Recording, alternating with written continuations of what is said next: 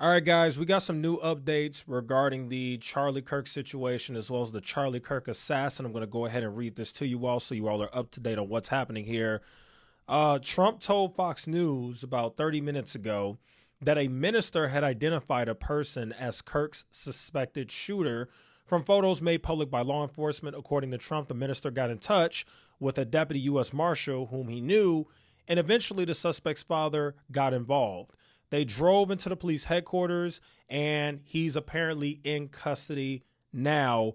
Sources also say that the suspect confessed to his father that he was the shooter. His father then went ahead and told authorities and said that the father said that he had secured the son until they could go ahead and pick him up. And the New York Times also says that Charlie Kirk shooting person of interest was taken into custody in St. George, Utah, near Zion National Park. For those who don't know, that is about 250 miles away from the campus where Charlie Kirk was killed. So the shooter was essentially, what this basically tells us about the shooter is they were able to get off of the roof after shooting Charlie Kirk. They were able to get into the parking lot. He was able to get into his car, and then he was able to drive 250 miles all the way on the complete other side of the state of Utah before he was finally caught. And dare I say, people, I actually think that had he not come clean to his father and had that minister not pointed him out, I'm not so sure that the police and the FBI would have even found this guy. Obviously, he's a 22-year-old kid. They actually ID'd him. I'm going to get to that in a minute. But if you want my honest opinion, I do think that this kid is a little bit more sophisticated than some of the other assassins that we've seen in the past. But had this guy been really sophisticated and smart enough, he probably could have gotten over the border and into Canada by now, for all we know, or somewhere else. I mean, I just don't know how you're able to drive 250 miles away from where the shooting happened and not get caught. I'm just not so sure this guy would have got caught had it not been for the minister and the father. But let's keep going. So the shooter has actually been ID'd. He is a 22-year-old white male. His name is Tyler Robinson. Apparently, he was born in 2003, and he is a resident of Utah. This is being reported by NBC News, and this is according to 5 senior law enforcement officials who have ID'd the person's name. The New York Post also came out and put out his name as well, 22-year-old Tyler Robinson of Utah. We don't exactly know where exactly in Utah he is. Let me also just go ahead and play you guys the video of what exactly Trump said. Let me just go ahead and make this bigger, and here we go.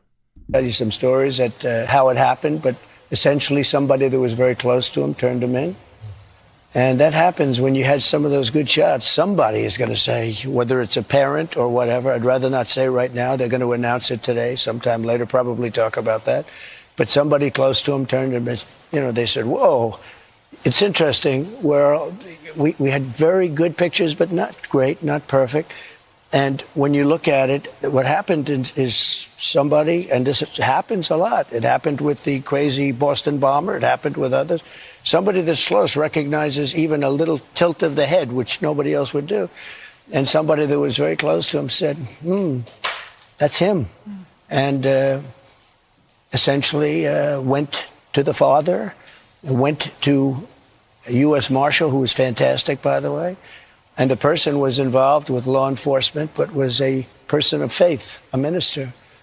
And brought him to a U.S. Marshal, who was fantastic. And the father convinced the son, this is it. And again, I'm always subject to be corrected, but you know, I'm just giving you, based on what I'm hearing, they'll give you a much more active. I just heard about it 5 minutes before I walked in. As I'm walking in, they said, looking real good. They have the person that they wanted. So you have breaking news, don't you? Huh? Thank you. You always have breaking news, Ainsley. Right. Sean's going to be very disappointed that we're not doing it on his show. He'll be very thankful and appreciative of the police officers that got this guy. They did a great job. All right, so that's pretty much the story that you got. The shooter has been ID'd.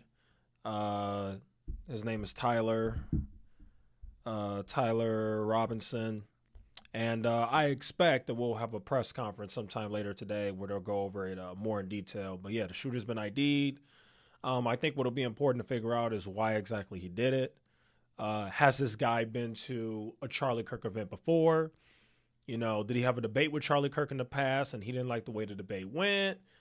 You know, just different things like that. So, yeah, that's your update on the Charlie Kirk situation. Let me know what you guys think in the comments. Thanks so much for watching. I'll see you guys in the next one.